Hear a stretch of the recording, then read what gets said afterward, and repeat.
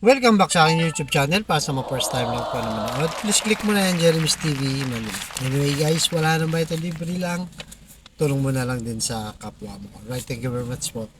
So, ang topic natin yung for today's reflection. Marami ka bang plano sa buhay na hindi natupad? O marami ka bang plano sa buhay na natupad?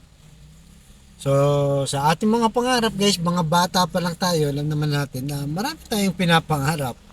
Kaya nga nauso dati, 'di ba? Paglaki ko, gagayahin ko ang tatay ko. So kung ang tatay mo pulis, gusto mo pulis ka rin, 'di ba? Kung ang tatay mo doktor, gusto mo maging doktor ka rin, 'di ba? Kaya kung engineer, architect, nurse, teacher, sa mga parents mo, gusto mo maging ganun ka rin. So marami tayong pinapangarap sa buhay. Pero ang tanong, paano kaya talaga ito matutupad? Kasi karamihan, 'di ba, pag bata pa tayo, pursigido tayong makamit ang ating mga pangarap.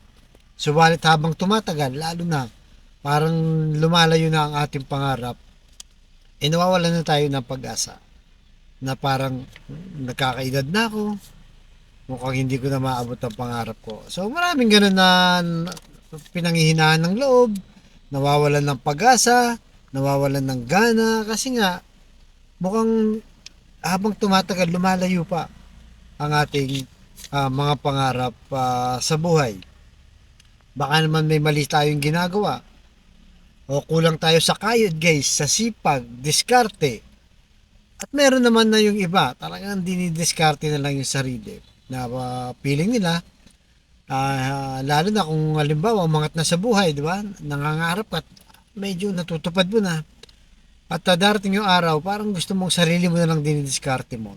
Nakakalimutan mo na ang Diyos. Kumbaga, hindi mo na sa sinasama sa mga plano mo, di ba? Parang FYI lang. Sinasabi mo lang, Lord, gusto ko magkaroon ng maraming pera. Lord, gusto ko maraming bahay. Lord, gusto kong maraming sasakyan. Di ba? Malaki savings. So, didiskarte kang mag-isa mo. Minsan, kahit mali pa, ginagawa mo. Ano ba? Magsusugal ka, magkakasino ka. Di ba? Or mandadaya ka sa kapwa mo, lalo na kung nasa pwesto ka sa gobyerno, mangungurap ka. So maraming ganyan guys. Maraming ganyan para maabot lang ang pangarap. Kaya sabi sa Salmo, chapter 118, verse 6, kasama ko ang Panginoon, kaya hindi ako matatakot. Ano ang magagawa ng tao sa akin? So, di ba guys, napakalinaw, di ba? Na kapag kasama natin ng Diyos o sinama natin sa ating mga plano, ay tsak yung matutupad. At siyempre, kailangan kumilos tayo kasi hindi naman pwedeng basta ka lang mangangarap, magdarasal, nang walang ginagawa. Hindi mo makukuha yung pangarap mo kapag ganun guys.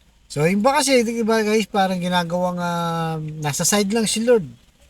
Hindi nila sinasama, hindi sa join sa mga pangarap.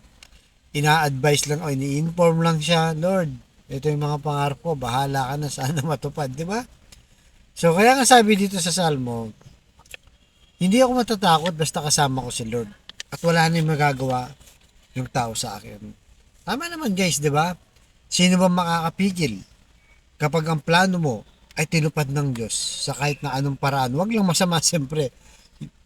Hindi naman gawain ng Diyos ang masama.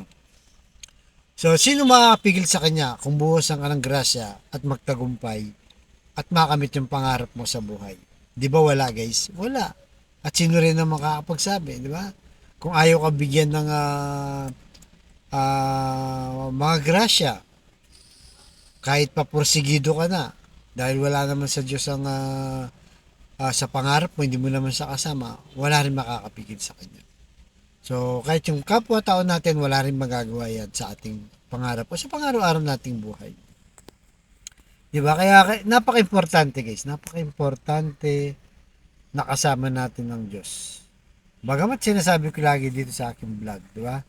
Hindi naman tayo perfecto guys, lahat naman tayo makasalanan. Pero ang sa akin dito, kailangan majority ng ginagawa natin. Kaya paano mabuti? Kumbaga, lamang pa rin ang mabuti, di ba? Kung pwede, hindi tayo gagawa ng masama. Pero naman natin guys, walang ganun. Walang perfecto. Lahat tayo nakakagawa ng masama na minsan dala rin ng sitwasyon kahit hindi natin gusto nagagawa natin, di ba? Kaya yung iba ang sinasabi nila na pagka sila nagigipit, saan kumakapit? Sa patalim sila kumakapit. Pero pinaka the best dyan guys, kung magipit ka, sa panalangin ka kumapit. Dahil unti-unti, di ba? Dahil umaasa ka sa Diyos at ginagawa mo ang parte mo. Nagsisikap ka, nagtatrabaho ka, di ba? At kasama mo ang Diyos, sigurado magtatagumpay ka. Kaya iyan po ang ating ipagdasal na sana sa bawat araw-araw nating pamumuhay kasama natin si Lord. Lagi natin i-join sa ating mga buhay, lalo na sa mga pangarap natin na ang pangarap natin ay para sa pamilya, di ba? Yung makatulong, umangat sa buhay, maging modelo sa ating mga kabataan na magiging mabuting tao.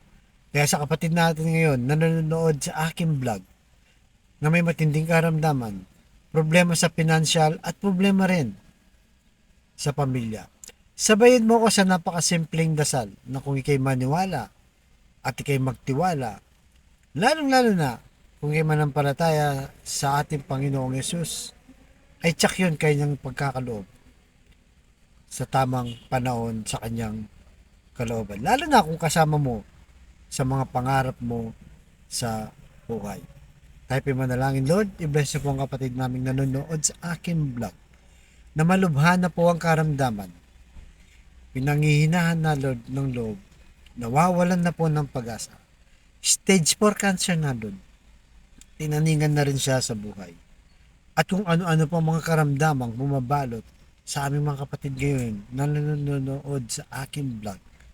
Ipuhin niyo po Lord ng iyong mapagpagaling na kamay. Haplusin niyo po yung kanyang karamdaman. Tanggalin niyo po Lord. Yakapin niyo ng mahigpit Lord para sa kanyang pamilya. At wala naman pong posible sa iyo Lord na kahit na ano pa mang sakit na dumapo sa aming katawan.